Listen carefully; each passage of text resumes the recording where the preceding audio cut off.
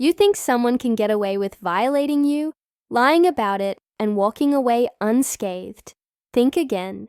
My ex did the unthinkable, and by the time I was done, he lost everything he cared about, his friends, his reputation, his passion, and it all started with a moment I'll never forget. If you've ever faced betrayal or been underestimated, hit subscribe now, like this video, and get ready for a story of justice. Patient, methodical, and deeply satisfying. This isn't just revenge, it's accountability. When I was 20, I thought I'd found someone I could trust. Jackass X, let's just call him that, was charming at first. A mutual friend introduced us, and we clicked instantly. We were each other's first serious relationship, and in a way that made everything feel more intense. We spent nearly every day together, watching movies, cuddling, talking about our hopes, our past. It felt like everything I'd imagined, but almost immediately, I noticed cracks. He would gaslight me in subtle ways. One moment he'd be affectionate. The next he'd twist my words into evidence that I was somehow wrong or inadequate. Early on, he confessed that a previous high school ex had accused him of rape. He said it ruined his life and that he'd never do that to anyone else.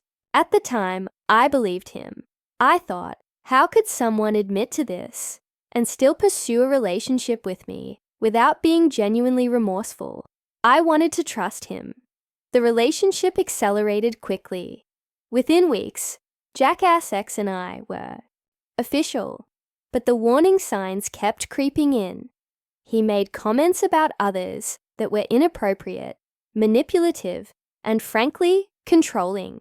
He pressured me to focus on him over my work. He questioned my identity in ways that were deeply personal. I began to doubt myself, my choices, even my sexuality. And for the first time, I felt powerless in my own life. By month 5, the relationship had become unbearable. One morning in May, everything came to a horrifying head. I woke up to him, on top of me, despite having said no. In my sleep hours earlier, I was disgusted, violated, and terrified. And the worst part, he acted as if nothing had happened. No apology, no acknowledgement, just a breakup request moments later, leaving me to grapple with the reality of what occurred. The next weeks were a blur. I focused on work, tried to regain stability, and avoided Jackass X entirely. I went back to school, rebuilt my social circles, and tried to distance myself from the trauma. But the memory of that morning haunted me, replaying in my mind, like a warning I couldn't ignore. Then, late that summer, I saw him with someone new. New boy. Jackass X thought he could flaunt his new relationship in front of me, perhaps, provoke jealousy. Instead, it crystallized everything in my mind. The violation, the manipulation, the lies. And I realized I could no longer ignore what had happened. I was a victim, and I deserved closure. Pressing criminal charges wasn't feasible after 5 months. Evidence was limited, and I didn't want to risk further trauma. Instead, I went through the proper channels. Title IX at my school. I filed a detailed report requesting an informal resolution that included accountability measures, step down from his leadership role, disclose his past behavior to future partners, attend therapy, apologize, and be educated on consent. These requests were carefully crafted, reasonable, and precise. Weeks passed. Jackass X dodged calls and delayed decisions. Every day I relived the trauma in my mind. Nights were heavy with anxiety, anger, and doubt, but through it all, I documented everything meticulously. I wrote letters to the Title IX advisor, clarified my intentions, and strengthened my case without ever stooping to slander. Finally, after 2 tense weeks, the advisor informed me of his response. Everything that happened was consensual. I am not stepping down, and that is all I have to say. That was the moment I had been waiting for. He had chosen pride over accountability, and I knew exactly what to do next. I organized a board meeting with the student design group, Jackass X's passion project and social hub, using a professional, detailed PowerPoint titled Wake Up Call. I laid everything out: the timeline of our relationship, his actions, my Title IX report, and the steps he refused to take. I presented the evidence to the board, carefully, professionally, without malice. I read the governing documentation, emphasized policies on sexual misconduct, and recommended his immediate removal from leadership. The room was silent, faces frozen in shock. Some were crying. They had been close with him, trusted him, but they saw the truth. By the end of the presentation, it was clear. Jackass X's actions could not be ignored. That same afternoon, I sent a professional resignation message through the group's communication channels, citing personal reasons. I directed any ongoing concerns to another board member.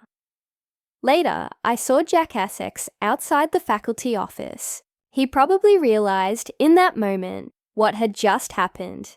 His phone was likely blowing up, his world unraveling. But I didn't gloat. I stayed composed. I walked past him and left. The fallout was immediate. The board unanimously acted on my recommendations.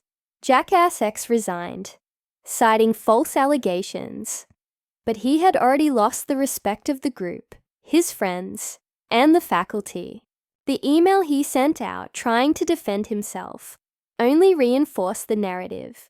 Pride over accountability had been his downfall. He had created the perfect storm for his own ruin. Meanwhile, I finally felt the weight lift off my shoulders. I had acted with integrity, documented everything, followed proper procedures, and ensured justice was served. I didn't need revenge in the sense of malice. The truth did all the work, and that is perhaps the most satisfying part. Seeing someone face the natural consequences of their choices, without ever having to stoop to the level of their wrongdoing. Looking back, I learned that justice doesn't always mean punishment through courts. Sometimes it means holding people accountable in the communities they inhabit, protecting yourself and others, and ensuring that manipulative, predatory behavior has real-world consequences. It's about reclaiming your own power, even when the system can't fully provide it. Jackass X may never admit he was wrong. He may believe he escaped real punishment, but his life, his friends, his projects, his respect has been irrevocably altered, and I am at peace knowing I acted decisively, ethically, and courageously. Sometimes justice isn't about revenge. It's about clarity, accountability, and reclaiming your life. When someone violates your trust and crosses your boundaries, standing up for yourself is not just justified, it's necessary. And when done with integrity, the outcome can be devastating for those who thought they could get away with it. If you've ever faced betrayal, abuse, or manipulation, remember this story. Stand your ground, document your experiences, and trust in the power of truth. Like this video, comment below with the most satisfying act of justice you've witnessed.